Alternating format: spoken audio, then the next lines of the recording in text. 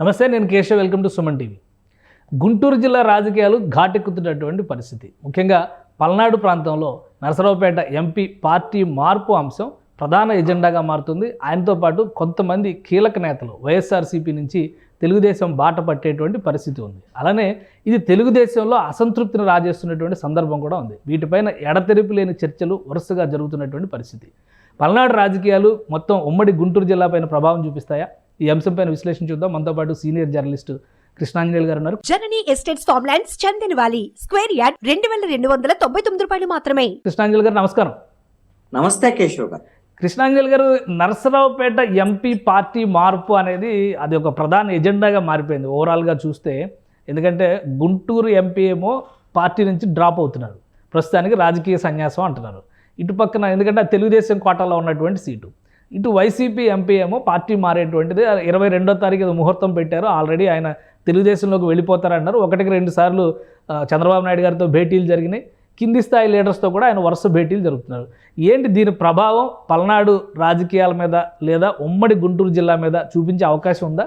కేశవ్ గారు, YSR Congress party Narasaraopet MP లావు కృష్ణదేవరాయలు 22వ తారీఖు చేరుతున్నారు. ఆల్రెడీ ఫైనల్ అయిపోయింది. అయితే ఆయన ఒక్కడే చేరుతున్నారా తెలుగుదేశం పార్టీలో అనుకునేటువంటిది కాదు.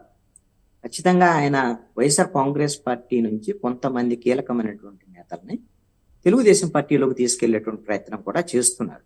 ఎందుకోసం అంటే ఆయన ఒక్కడే వెళ్ళినందువల్ల రేపు తెలుగుదేశం పార్టీలో గెలుపు అనేటువంటిది అక్కడ కష్టమని పల్నాడు జిల్లాలో నరసరావుపేట పార్లమెంట్ కాన్స్టిట్యున్సీ. అందుకోసమనే కీలకమైనటువంటి సామాజిక పరిణామం అక్కడ ఈ కృష్ణదేవరాయలు తెలుగుదేశంలో చేరటం వల్ల కీలకమైనటువంటి పరిణామం చోటు చేసుకుంటారు. ఏమిటి అని అంటే వైఎస్ఆర్ కాంగ్రెస్ పార్టీ వ్యూహాత్మకంగా ఇప్పుడు వరకు అక్కడ ఇటీవల కాలంలో ఎప్పుడైతే లేదు, 1990 నుంచి ఇప్పటి వరకు కూడా ఎప్పుడు కూడా ఒక బీసీ సామాజిక వర్గానికి సంబంధించినటువంటి నేతకు అక్కడ ఎంపీగా ఇచ్చినటువంటి సందర్భం లేదు. ఇలాంటి సందర్భంలో మాజీ మంత్రి అనిల్ కుమార్ యాదవ్ అని రంగంలోకి దించుతుంది వైఎస్ఆర్ కాంగ్రెస్ పార్టీ. ఇప్పుడు ఏ విధంగా సామాజిక సమీకరణ మారిపోతున్నాయి, కమ్మ వర్సెస్ యాదవ్, కమ్మ వర్సెస్ బీసీ, ఇది అక్కడ వచ్చినటువంటి సమీకరణ. ఇది చాలా నష్టం కలిగించేటువంటి అంశం అండి తెలుగుదేశం పార్టీ. ఎందుకు అని అంటే ఇప్పుడు లావు కృష్ణదేవరాయలు రావటం మంచిదే. లావు కృష్ణదేవరాయలు గట్టి మంచి ఆయనకి ఫాలోయింగ్ ఉంది, మంచివాడిగా పేరుంది, ఎంపీగా మంచిగా చేశారు కూడా. ఇలాంటి పరిస్థితులు అయితే కమ్మ వర్సెస్ బీసీ అనేటువంటిది వస్తే మిగతా 7 నియోజకవర్గాల అసెంబ్లీ నియోజకవర్గాల మీద బీసీకి సంబంధించినటువంటి ఓటర్లు తెలుగుదేశం పార్టీకి దూరం అయ్యేటువంటి అవకాశం ఉంది.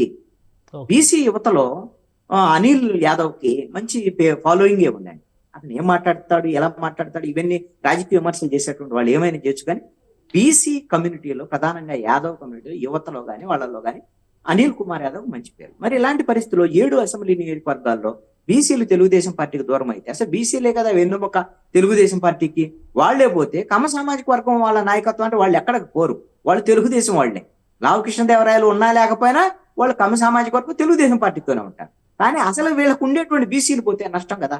అందుకే ఇప్పుడు తెలుగుదేశం పార్టీ ఒక పక్కా ప్రణాళికతో వాళ్ళు కూడా ముందుకెళ్తున్నారు. లావు కృష్ణదేవరాయలు కూడా ఒక జాగ్రత్త తీసుకున్నారు. అదేమిటి అని అంటే గురిజాల నియోజకవర్గానికి సంబంధించినటువంటి మాజీ ఎమ్మెల్యే జంగా కృష్ణమూర్తి యాదవ్, ఆయన గురిజాల ఎమ్మెల్యే కాసు కృష్ణారెడ్డి మీద వ్యతిరేకతతో ఉన్నారు వైఎస్ఆర్ కాంగ్రెస్ పార్టీ.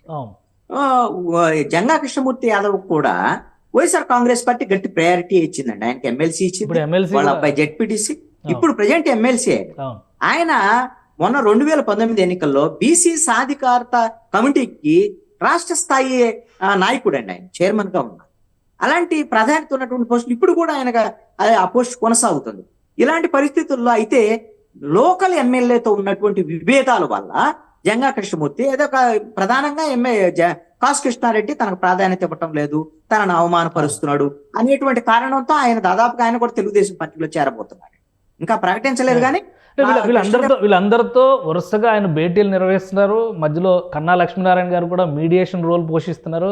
అంటే మీరు అన్నట్టుగా ఒకవేళ అనిల్ కుమార్ యాదవ్ రావడం వల్ల నరసరావుపేటలో బీసీ సామాజిక వర్గం లేదా యాదవ్ సామాజిక వర్గం అంతా కూడా వైసీపీ వైపు మళ్ళితే ఎందుకు యాదవ ఎమ్మెల్సీలు అందరూ కూడా వైసీపీని వీడుతున్నారు? వంశీకృష్ణ యాదవ్ వైజాగ్లో వీడి జనసేనలోకి వెళ్ళినటువంటి పరిస్థితి. ఇప్పుడు జంగా కృష్ణమూర్తి కింది స్థాయిలో కారణాలు ఏవైనా కానీ పార్టీని వీడి బయటకు వస్తున్నటువంటి పరిస్థితి. దీని ప్రభావం వైసీపీ మీద ఉండదా? మీరు ఒకసారి గమనించండి, రాష్ట్ర వ్యాప్తంగా వైఎస్ఆర్ కాంగ్రెస్ పార్టీ యాదవ్ కానీ బీసీలకు కానీ ఇచ్చేటువంటి సీట్లకు కానీ గమనిస్తే బహుశా ఇప్పటి వరకు అసలు కాంగ్రెస్ పార్టీ కానీ లేదా వైఎస్ఆర్ కాంగ్రెస్ పార్టీ 10 ఏళ్లలో కానీ ఇన్ని సీట్లు ఇచ్చి ఉండదండి. రేపు పొద్దున ఇంకా మీరు ఎన్ని మారుతారు. ఇప్పుడు నిన్న పర్చూరు, అదేవిధంగా మైలవరము, అవి మీకు బీసీలకి వాళ్ళు ఎక్స్పెక్ట్ చేసిన దానికన్నా ఎక్కువ సీట్లు ఇస్తున్నారు. కానీ మీరు చెప్పినటువంటి 2 ఉదాహరణలు ఏవైతే ఉన్నాయో, విశాఖపట్నం వంశీకృష్ణ, ఈ వంశీకృష్ణ యాదవ్ సంబంధించినటువంటి విషయంలో ఎందుకు మారాడు అనేటువంటి తెలుసు. ఆయన ఆల్రెడీ ఎమ్మెల్సీ ఇచ్చారు ఆయనకు కూడా. విషయం ఏంటంటే ఆయన ఎమ్మెల్యే కావాలనేది ఆయన కోరిక. ఆయన ఎమ్మెల్యేగా పోటీ చేస్తే ఓడిపోతాడని వైఎస్ఆర్ కాంగ్రెస్ పార్టీ దగ్గర ఉన్న ఓడిపోయాడని తెచ్చిపెట్టుకోడు కదా. జగన్మోహన్ రెడ్డి లక్ష్యం ఏమంటాడు, నాకు 175 గెలిచే కురమే కావాలి. అలాంటప్పుడు అతను సీటు ఇవ్వకపోవటం అనేటువంటిది యాదవులను విస్మరించినట్టు కాదు. జంగా కృష్ణమూర్తి యాదవ్ విషయంలో కూడా జగన్మోహన్ రెడ్డి అత్యధిక ప్రాధాన్యత ఇచ్చాడు జంగా కృష్ణమూర్తి యాదవ్. మరి అలాంటప్పుడు ఆయనకి ఏదైనా సమస్య ఉంటే లోకల్ ఎమ్మెల్యేతో అక్కడ నాయకత్వంతో మాట్లాడుకోవాలి తప్ప, నేను అనుకోవటం అయితే జంగా కృష్ణమూర్తి యాదవ్ పార్టీ మారటం వెనక ఆయనకి ఎలాగ ఇప్పుడు ఎమ్మెల్యే అయ్యేటువంటి అవకాశం లేదు. వైఎస్ఆర్ కాంగ్రెస్ పార్టీ ఎమ్మెల్సీ వరకు పరిమితం. ఇప్పుడు తెలుగుదేశం పార్టీకి వాళ్ళకి అవసరం వచ్చింది, ఒక యాదవ్ అభ్యర్థి, ఎమ్మెల్యే స్థాయి అభ్యర్థి అవసరం వచ్చింది. కాబట్టి అనిల్ కుమార్ యాదవ్కి కొంత ప్రత్యామ్నాయంగా కొంత యాదవ్లను సమీకరించడం కోసం నాకు తెలిసి జంగా కృష్ణమూర్తి యాదవ్కి ఎంపీ లావు కృష్ణదేవరాయల ప్రతిపాదన మేరకు నరసరావుపేట ఎమ్మెల్యేగా తెలుగుదేశం పార్టీ తరఫున సీటు ఇప్పిస్తాననే హామీ లావు కృష్ణదేవరాయలు ఇచ్చారు అనేటువంటి సమాచారం. ఒకవేళ జంగా కృష్ణమూర్తి అక్కడ కూడా డాక్టర్ అరవింద్ వీళ్ళందరూ చాలా కాలం నుంచి వర్క్ చేస్తున్నారు కదా. చేస్తున్నారు. అరవింద్ బాబుకు ఈ ఎన్నికల్లో సీట్ లేదు అనేటువంటి తెలుగుదేశం పార్టీ ఆల్రెడీ చెప్పేసింది. ఆల్రెడీ రాము అనే అతను ఒక తిరుగుతున్నాడు. ఇప్పుడు అయితే ఉన్నటువంటి పరిస్థితులు ఆయన కమ్మ సామాజిక వర్గం కాబట్టి ఇప్పుడు బీసీ ఈక్వేషన్ వచ్చింది కాబట్టి ఎంపీ విషయంలో ఇప్పుడు తెలుగుదేశం పార్టీకి బీసీ ఓట్లు పోకుండా ఉండాలంటే ఎంతో కొంత ప్రయత్నం జంగా కృష్ణమూర్తి యాదవ్ తీసుకెళ్లి అక్కడ పెట్టుకోవాలి. మరి అక్కడ నాన్ లోకల్ అవుతారు. ఇంకొకటి ఏంటంటే అనిల్ యాదవ్ ఉన్నటువంటి ఫాలోయింగ్ తో పోల్చినప్పుడు జంగా కృష్ణమూర్తి యాదవ్ ఉన్నటువంటి ఫాలోయింగ్ తక్కువే. ఆయన లోకల్ గా గురిజాల నియోజకవర్గంలో పనిచేస్తారు తప్ప 7 అసెంబ్లీ నియోజకవర్గాల్లో జంగా కృష్ణమూర్తి యాదవ్ తెలుగుదేశం పార్టీకి పనిచేసేటువంటి అవకాశం లేదు అనేటువంటిది నాకున్నటువంటి సమాచారం. ఇది ఓవరాల్గా ఓన్లీ పల్నాడు జిల్లాకు పరిమితం అయ్యేటువంటి అంశమా, లేదంటే ఉమ్మడి గుంటూరు జిల్లా మీద ప్రభావం చూపించేటువంటి ఛాన్సెస్ ఉంటాయా? ఎట్టి పరిస్థితుల్లో ఉమ్మడి గుంటూరు జిల్లాలకు లేదండి. ఇది కేవలము పల్నాడు జిల్లా వరకు, ఆ 7 అసెంబ్లీ నియోజకవర్గాల వరకు ఈ సామాజిక సమీకరణలో పార్టీల మార్పులు చేర్పులు 7 నియోజకవర్గాల మీద పనిచేస్తాయి. 7 నియోజకవర్గాల్లో వైఎస్ఆర్ కాంగ్రెస్ పార్టీ స్ట్రాటజీ ఏంటి? కాపులకి ఇచ్చారు ఎక్కడ చిలకలూరుపేటలో కొత్తగా, అదే విధంగా చత్తనపల్లి అంబటి రాంబాబు ఉన్నాడు. అవసరమైతే ఇంకోటి కూడా అక్కడ కాపు సామాజిక వర్గం వాళ్ళని కూడా ఏదో కాపు సామాజిక వర్గానికి ఇస్తారని ఒక ప్రచారం జరుగుతుంది. కొన్నూరు ఆల్రెడీ కాపు సామాజిక వర్గం అనే ఉన్నారు, రోసే ఉన్నారు, మళ్ళీ కూడా ఇస్తే ఇవ్వచ్చు. ఈ విధంగా మీరు కాపు సామాజిక వర్గానికి ఆల్రెడీ గుంటూరు ఎంపీ ఇచ్చారండి. మీకు గుంటూరు ఎంపీఏ కాపు సామాజిక వర్గం, కిలారి రోసే వాళ్ళ కుటుంబంలో వాళ్లే కదా. కాబట్టి ఈ విధమైనటువంటిది కాపు సామాజిక వర్గానికి అత్యధిక ప్రాధాన్యత ఇస్తున్నారు, బీసీలకు అత్యధిక ప్రాధాన్యత ఇస్తున్నారు ఉమ్మడి గుంటూరు జిల్లాకు సంబంధించినటువంటి దాంట్లో. కాబట్టి ఈక్వేషన్స్ గా అనుగుణంగానే ఇప్పుడు టీడీపీ జనసేన కలిస్తే బీజేపీ ఈ కూటమి కూడా అభ్యర్థులు నిలబెట్టేటువంటి క్రమంలో జాగ్రత్తలు తీసుకోవాల్సి ఉంటుంది. లేదంటే సామాజిక ఈక్వేషన్స్ నేపథ్యంలో ప్రభావం ఓటర్ పైన అయితే అది ప్రభావం చూపిస్తుంది అంటారా? ఖచ్చితంగా ప్రభావం చూపిస్తుందండి. 2 ప్రధానమైనటువంటి అంశాల మీద వైఎస్ఆర్ కాంగ్రెస్ పార్టీ ఆధారపడింది. ఒకటి, వ్యక్తిగతమైనటువంటి ప్రయోజనాలని అభివృద్ధిని చేకూర్చేటువంటి నవరత్నాలు, మళ్ళీ అదే విధంగా కులం సామాజిక వర్గాలకు సంబంధించినటువంటి ప్రాధాన్యత. ఇప్పుడు మంత్రివర్గంలోను, ఎమ్మెల్యే సీట్లలోను, రాజ్యసభల్లోను, ఎంపీటీసీ జెడ్పీటీసీలోను మేము అన్ని రకాల ప్రాధాన్యత ఇస్తున్నాము బీసీలకి, అదే విధంగా క్రిస్టియన్ ముస్లిం మైనారిటీలకి అనేటు. ముస్లిం మైనారిటీలకు కూడా మీకు ఎక్కువ సీట్లు ఇస్తున్నారు, గతంలో కన్నా కూడా ఇప్పుడు ఎక్కువ సీట్లు ఇవ్వబోతున్నారు. ఆ విధమైనటువంటి ప్రకటనలు కానీ మీరు చూస్తే ఈ అంశం ఖచ్చితంగా అధికార పక్షం అనేటువంటిది ఒక రకమైనటువంటి సవాల్ విసిరింది ప్రతిపక్ష పార్టీలకి. మరి ఈ సవాల్ని ఎంత మేరకు అధిగమించగలవు? ఎందుకంటే 3 పార్టీలు పొత్తు పెట్టుకునేటువంటి క్రమంలో ఈ 3 పార్టీలు సీట్లు పంచుకోవటమే పెద్ద సమస్యగా ఉంది. ఈ సీట్లు ఈక్వేషన్స్ లో ఈ సామాజిక ఈక్వేషన్స్ తీసుకురావడం వలన అమరావతి అనేటువంటి ఫ్యాక్టర్ ప్రధానంగా కృష్ణా గుంటూరు జిల్లాలో ఎక్కువ ప్రభావం చూపిస్తుంది అనేటువంటి ఆలోచన అందరికీ ఉంది. సో అది కూడా న్యూట్రలైజ్ అవడానికి అవకాశం ఉంటుందా? అసలు అందుకే జాగ్రత్త తీసుకుంటున్నారండి జగన్మోహన్ రెడ్డి. నేనేమంటానంటే మీరు ఎంత కాదనుకున్నా కూడా ఎంతో కొంత ప్రభావం అమరావతి ఉంటది అనేటువంటి ఆ ఆశ ఉంది.